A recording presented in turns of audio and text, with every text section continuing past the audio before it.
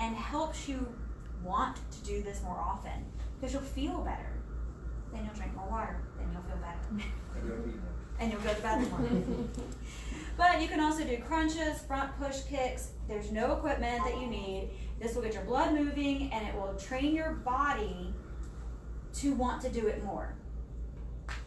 So, we're going to talk about sleep really quick. So this is the most undervalued part of our health. Everybody thinks, like, if I'm a really early riser, I'm doing such a great job. But if you're not getting 7 to 8 hours of sleep every night, you're really going to start affecting things like your brain health and your gut health because you're not giving your body the full amount of time that it needs to rejuvenate. Everybody thinks, when you're in corporate America, everybody thinks that they're so great when they pull this all-nighter, and I'm like, yeah, but if you do that too often, there's some serious long-term effects. So, if you guys miss a night of sleep, how do you feel? I feel like a zombie. One night I start feeling like a zombie. 2 nights, you just feel like you cannot function. I can't remember things.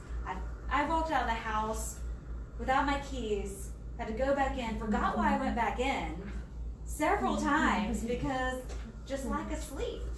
You just feel out of sorts. And I always feel like I've been drugged, like I've been given some kind of pain medication. You just can't really, you're kind of like muddling through all day, like you're in a cloud. Short-term sleep deprivation is one thing, but long-term, these things can be compounded. Here's another thing. So when you miss a lot of sleep, do you want to eat healthy food or do you want to eat crap? I don't want to work, so yeah. I want to cook. Exactly. You want to grab something easy like a cheeseburger or whatever it is, and it can cause anxiety. It can cause you to not have good life choices. I realize when I don't sleep, I don't pay attention to how I'm driving. I might not want to work as long that day. I have a client cancel and I'm like, oh well, So, but also the problem is long-term sleep deprivation can be linked to many chronic conditions, and that's where it gets dangerous because then it could have effects on having diabetes, weight gain, and it even affects Alzheimer's, which is a really scary thing for me because that runs in my family. So I am really adamant about sleep and healthy eating.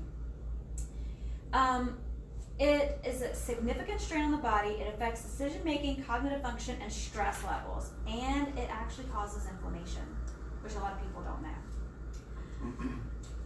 So you could have the same kind of issues from lack of sleep as you can from a high-stress situation.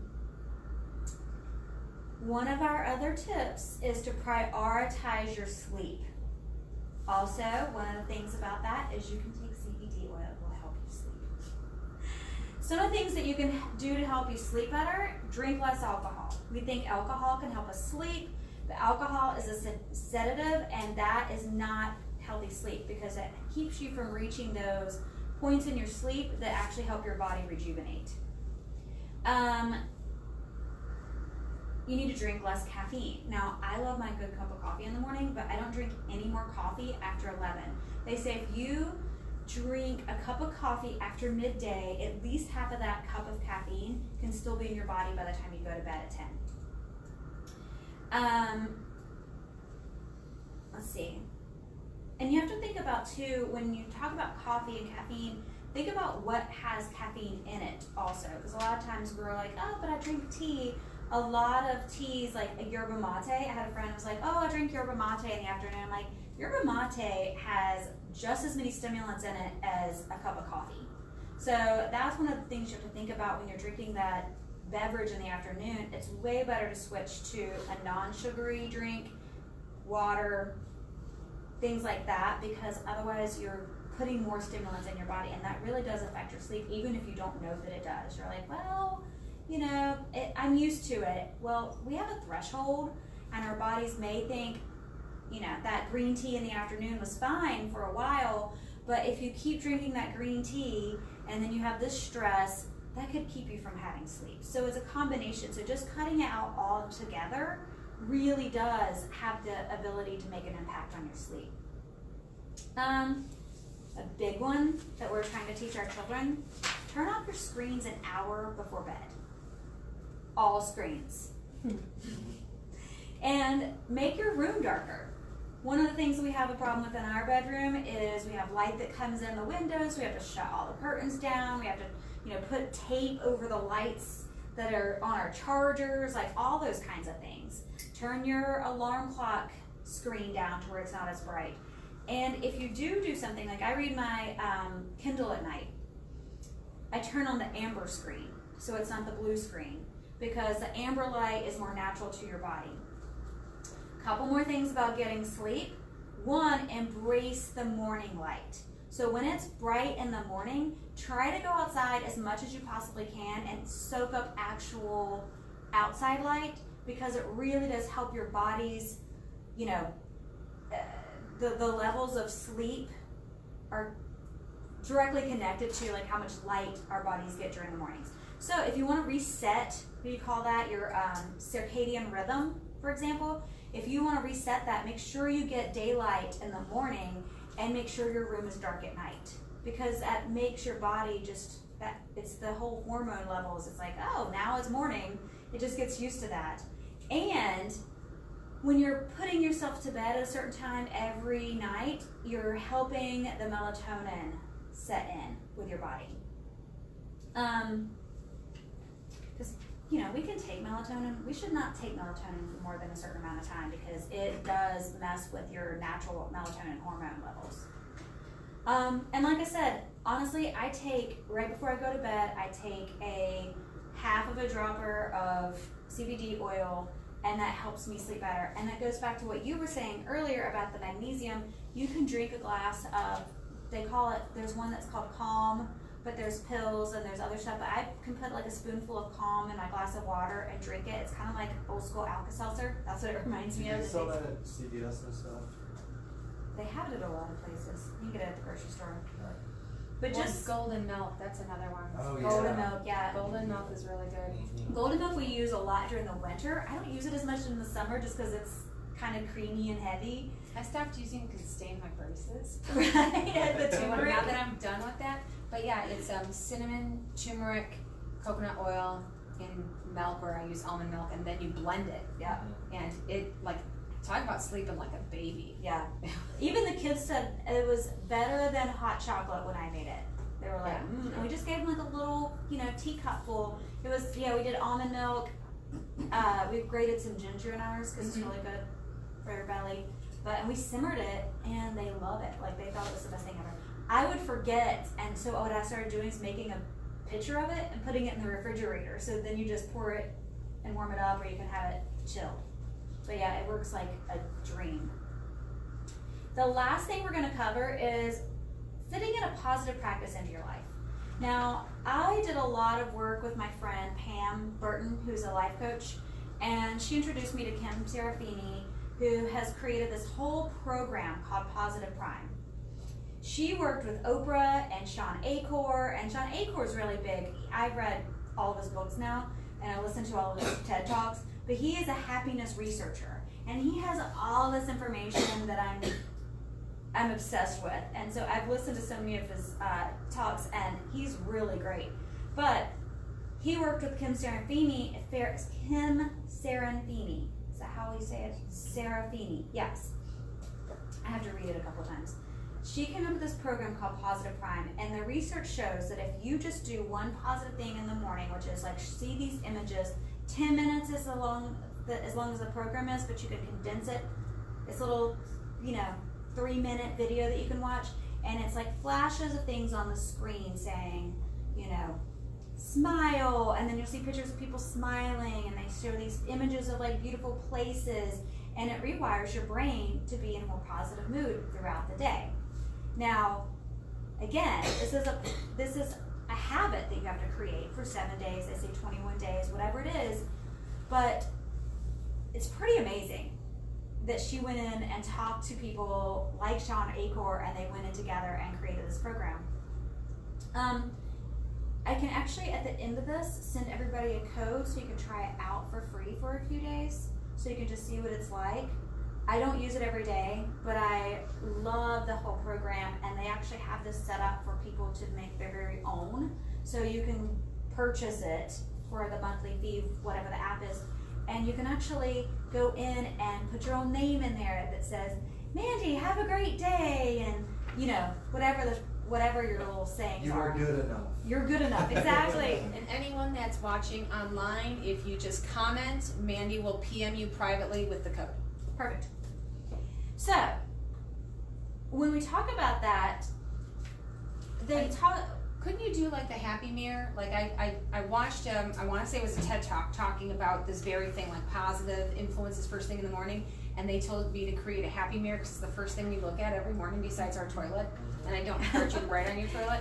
But I took one of those washable kids markers and wrote, you are beautiful, you are amazing, like all these like positive affirmation things. I have a picture of me smiling, I have a picture with me and my family, like moments in my life that make me happy surrounding my whole mirror like a frame. Yeah. And it literally changed my entire outlook until I took a real hot shower and it all melted. So I have to do it again, but it really, But you can do it with Post-its I noticed on a your difference vanity. with my journaling because I journal at night, just like about what happened during the day, and my journals went from, oh my gosh, I gotta do, instead of I gotta do better, I have to do this, I didn't do this right today, it went to had an amazing day. Yeah. It changed my entire perspective. It wasn't that my life like Better, miraculously yeah. became amazing, it's just that the way I perceived my life changed. Well, and I like what you just said. What we see is all about perception. I might say, oh my God, I got stuck in traffic and this sucked and da da da da. And the person who might be right beside me living the same experience might say, oh my God, we were listening to the best song on this road trip and it's amazing. And it's totally about your perception of what happens. And that's what a positive practice is. So no matter what you do, if you can incorporate one of these things into your daily life as a positive practice, so we try to do this with the kids again for the summer, write down 3 positive things that happened to you. And they're like, yeah. But, I mean, we're going to get back to it when the school year comes. But during the summer, they're like, whatever, we're not going to do anything. But if you can put one of these positive practices into your daily life, it can really change things if you just do it for 7 days. One of the big ones, earthing. Whether it's I don't know, have you guys heard of earthing? Or grounding. Grounding. Some people call it grounding. So, even my son's pediatrician told me this when he was a little younger. Said, take your shoes off, go outside, put your feet in the grass. 10 minutes, 5 minutes, whatever it is. And it really makes a huge difference, especially for teenagers who are in front of their screens, or any of us who are in front of our screens. Shut it off, go stand in the grass, sit in the grass. And you don't really have to be barefoot, go hug a tree. I don't care, just be out in nature for 5 to 10 minutes every day. And they call it earthing, just putting your feet in the grass. Because there's energy on our planet that's scientifically proven that our entire, everything is Magnetic field. energy. No matter what you want to call it, the whole planet's made of energy. I mean, we have a core. Everything's pulling. The trees, they breathe. I mean, they release their air and we breathe out their air. And they, you know, so we're all this one connected system. So if you're putting your feet in the grass, you're gonna feel better. It's got to work. It helps me. I take my flip-flops off, but we have chickens.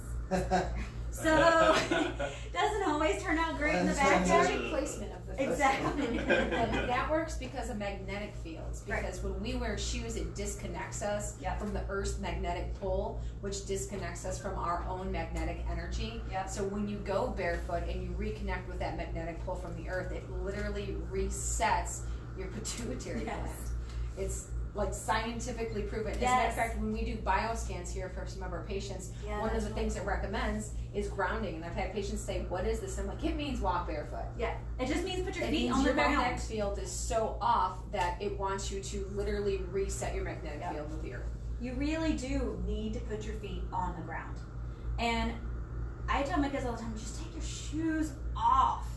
Just take them off. My son's like, I gotta go put my shoes on. I'm like, just take your shoes off. But yeah, our yard, the backyard is a little more of a dangerous situation because of the chickens.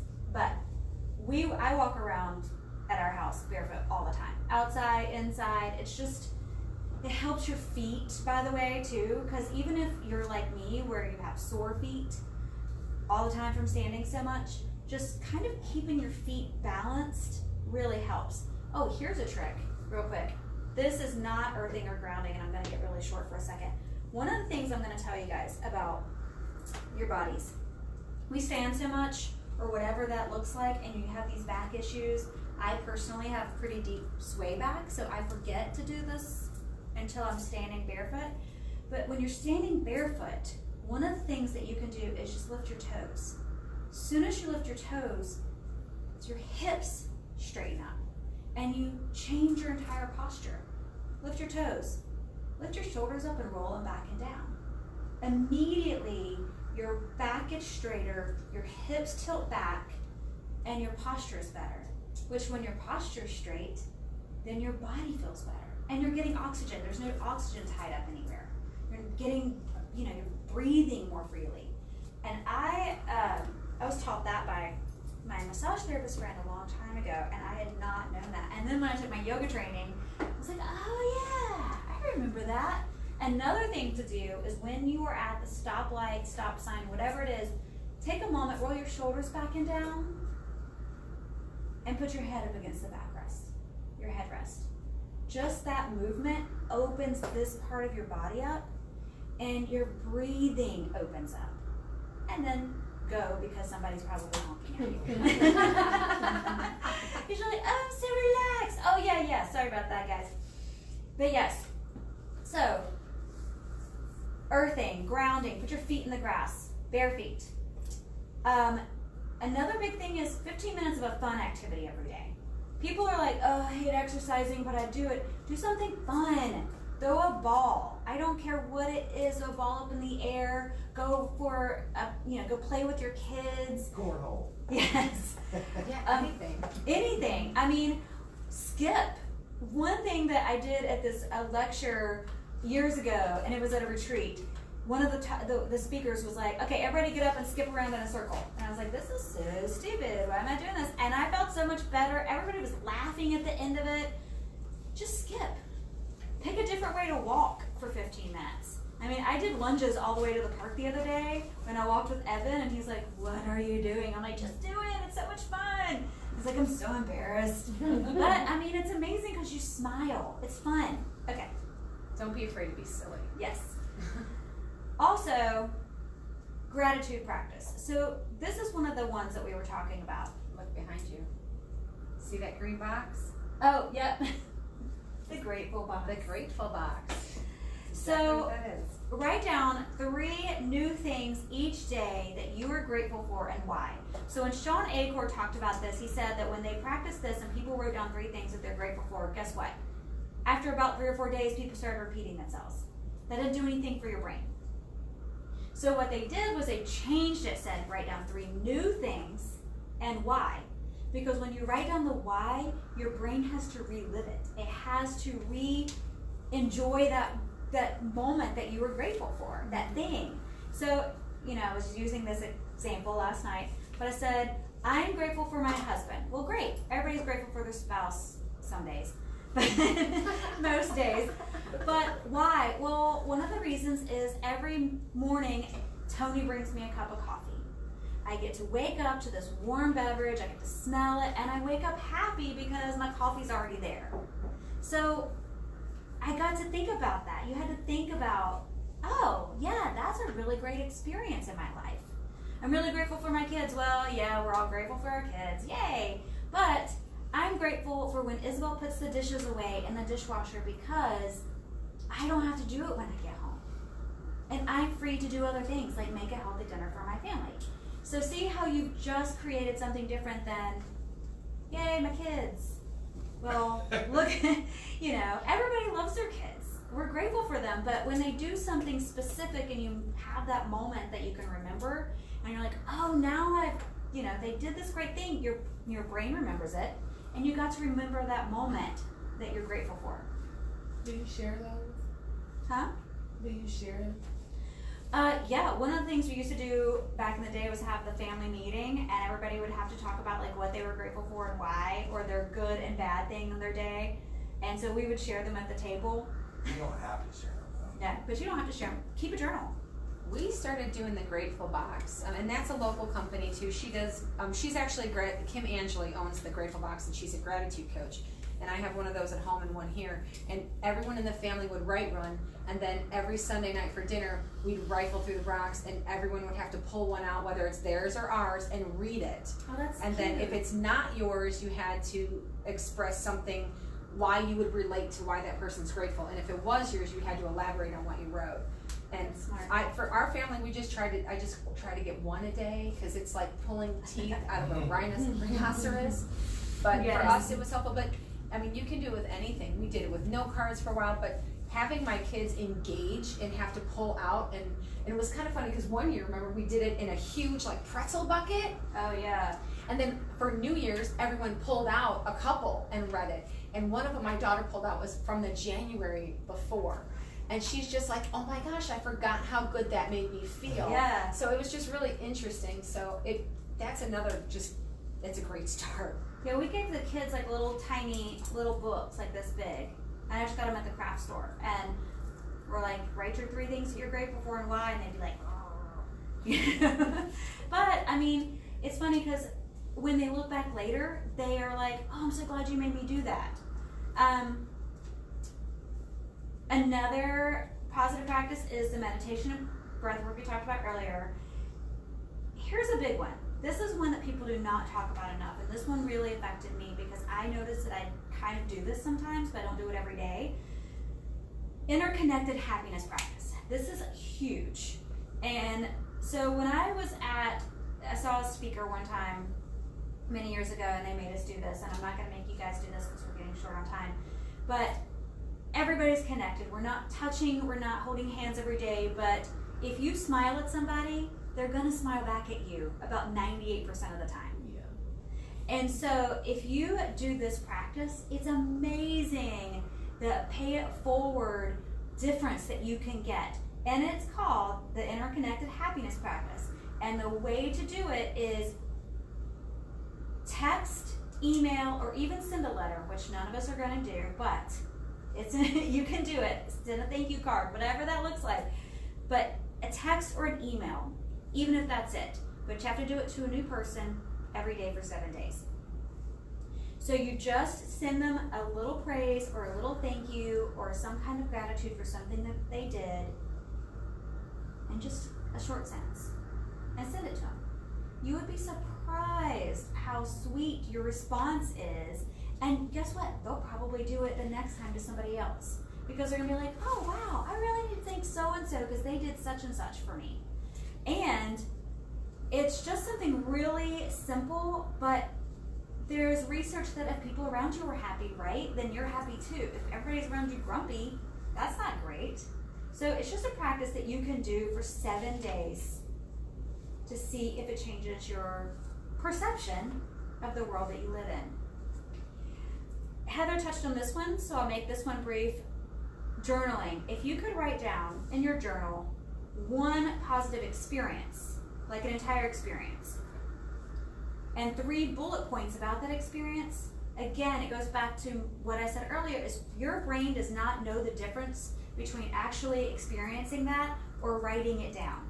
So when you have to remember it and write it, then it's almost like it's happening again. So if you had a great experience one morning and you wrote it down that evening, you've had that experience twice. And all those feelings that came with it again, too. And all the feelings. It's awesome. So, and the reason why I keep saying 7 days, research has found, and I love that word, but that term, that saying, because research is constantly changing, but one of the big parts that I like to remind people is if you do something for 7 days, you've started a habit. Your body and mind start to remember, hey, let's do that again. 21 days is really what it takes for you to put that habit into true practice. So at 21 days, you're more likely to keep doing it after that than you would obviously after only 7. But it takes about 66 days to get this habit to be a lifestyle change, so that if you miss a day, it doesn't completely throw off your habit. So in other words, if you want to set your expectations appropriately, you're going to need to do something anywhere from 2 months to 6 months to really create a true new behavior in your life. But if you could just do something for 7 days, you'll see a difference. Here's a funny one though. Interestingly enough, the research has also found that missing one opportunity to perform that behavior did not affect the habit formation process. So if you were like, for 21 days I'm going to do so and so, at the end of that 21 days, or during that 21 days, if you forget to eat your vegetables or you forget to do your sleep routine, you're not going to ruin everything. You can start over the next day, because trying to build better habits is not an all or nothing process. You're at least leaning in and you're trying to create a better lifestyle or better lifestyle choices. We're not creating diets. We're creating lifestyle habits. So there you go. We covered way more than 5 tips. Awesome. Hi everybody online. We wanted to thank Mandy Muriel Brown for coming today and speaking with us. I think it turned into 50 healthy habits, Yes. but that's good. And it's Rooted Holistic Wellness, Yes. correct? Okay. 2 parts. What's that? There's 2 parts to the video. Okay, yeah, there's 2 parts to the video. And then if they can get more information from you, where would they go? They would go to my website, rootedholisticwellness.com. Awesome. And you can always find the video out on Get Me Some Green as well. You can contact us. We can get a hold of Mandy as well. So thank you everybody for participating, and have a great weekend. Woohoo!